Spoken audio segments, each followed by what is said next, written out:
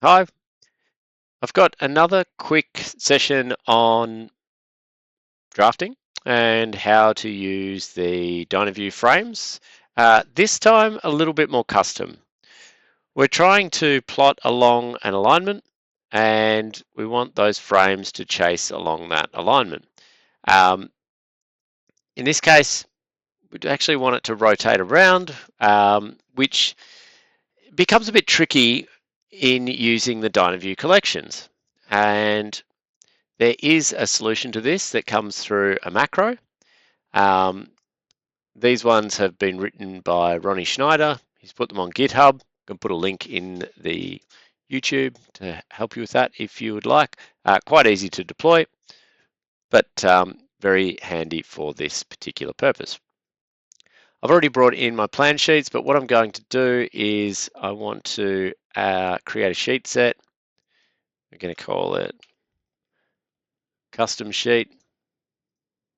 A3 landscape. I don't need to add any actual sheets to this. That will happen as part of this process.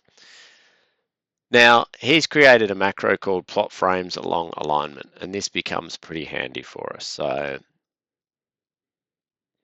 we'll use Dynaview boxes again. I'm going to set this up that I want the frames to be rotated like this.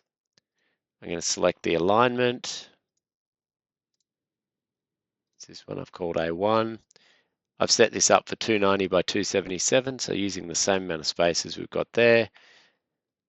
I'm using scale 1:100, and here we'll see that we can modify this until we get roughly a little bit of a positive overlap,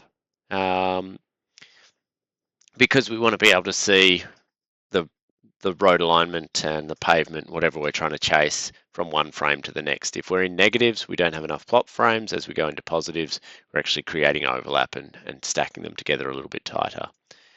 So I will go 10 there. Start and end clearance in meters. So we could put that we want to see 20 meters of road, and maybe we'll have 11 frames. And if I change that back to, oh, only happy with that. Okay, now it's going to create sheets within an existing sheet set. So I select that one called custom sheet. If I have view filters that I want to run, this one I've only got that. Dynaview layer, I'll put it onto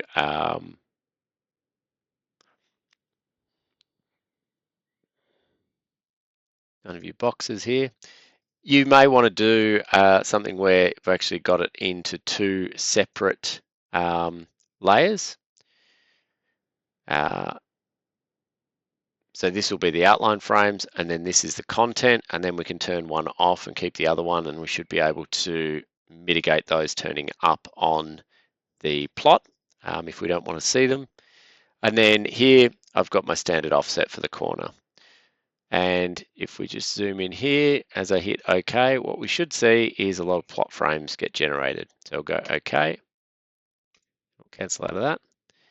So this was my overlap. This is where I get some content ahead of that alignment. And then we could see these frames are chasing around that alignment. Because of that sharp corner, we could actually get this to stack in a little bit closer here. Might want to add an extra frame. And then as we go down, and we've got some extra at the end there. So they're the start and end clearances. Now what it did was it created these sheets in along the alignment and inside of this sheet set. So we'll go to new sheet view. And here we can see what they actually do as well is it gives us some information about where it was created and so on.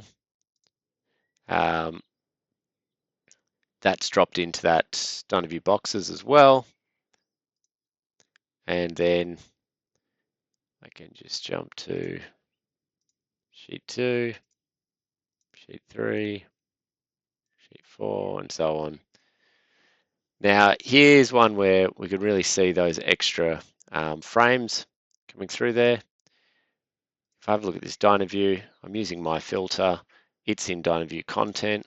Hopefully, I should be able to jump to sheets, view boxes. There we go. I'm getting the content, but I'm not getting the frame in there as well. So quite a clever way of doing it with a couple of sheets, a couple of layers for the DynaView and the content, and cleans it up and allows us to chase that alignment. Okay, hopefully that's useful to you. A little bit of an extra macro that someone's provided that's quite good for alignments and working your way along alignments.